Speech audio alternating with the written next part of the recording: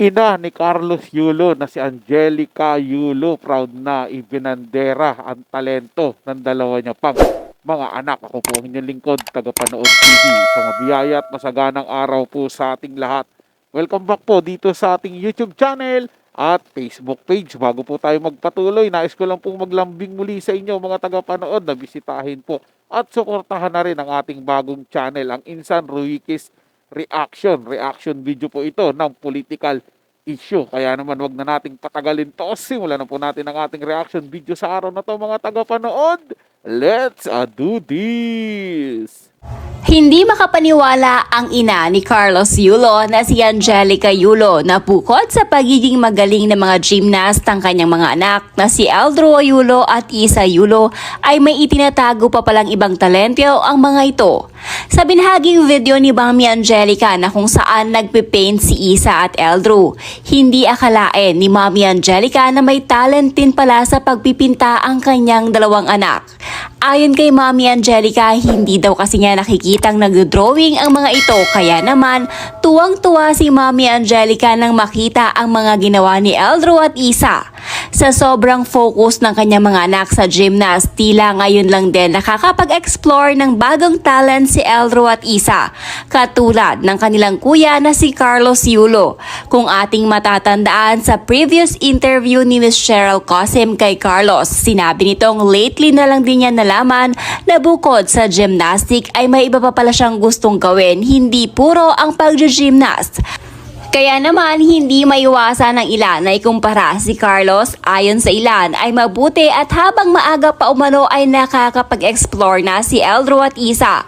Hindi daw katulad ng kanilang kuya na kung saan hindi pa umano aalis sa poder ng kanyang mga magulang ay hindi pa niya mararanasan ang mga nararanasan nito ngayon.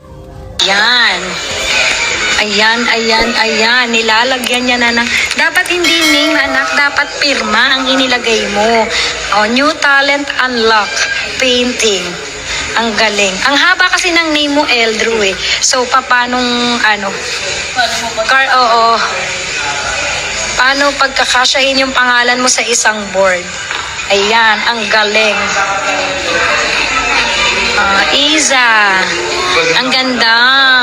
Favorite color ko ang lavender kaya ginawa niyang violet ang flower. Ayan. Parang tulip yan, di ba? May gayahan. Ayan.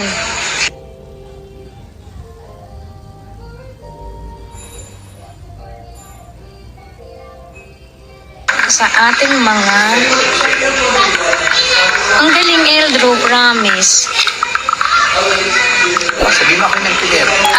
Oo. Ito ang nagpilit para mag-paint kay Eldro and Isa. Ayan, ang galing, promise, Drew, o, di ba? May tignan mo ang kanyang signature. Kita nyo po sa video na yun mga tagapanood kung paano sumuporta ang isang ina sa kanyang mga anak. Kita nyo po ba na hinahayaan silang, sige mag-explore pa kayo. Tingnan nyo kung ano pa yung iba nyong talento at na-appreciate ng magulang kung ano yung ginagawa ng kanilang anak. Kita po natin mga tagapanood, di ba? Tapos sa dulo ng video nakita nyo naman, narinig nyo naman kung paano yung tawa ng nanay ni Carlos Yulo na napaka tuwan-tuwa sa mga anak niya.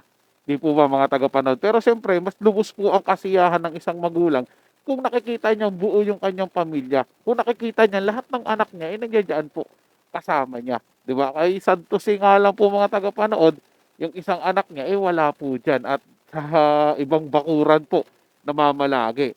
At sigurado po mga tagapanood, nakikita po mga talento ng mga batang ito na mahilig din sa gymnast. Malay mo, sa susunod na mga Olympics, yung mga kapatid naman ni Carlos Yulo ang mag-uwi sa atin ng mga gintong medalya. At sana lang mga tagapanood, wag po silang tumulad sa kanilang kuya na nakamit lang nakatagpo lang ng isang tao sa buhay, nakalimutan niya na yung pinanggalingan niya, yung kanyang pamilya. Kinalimutan niya na po lahat.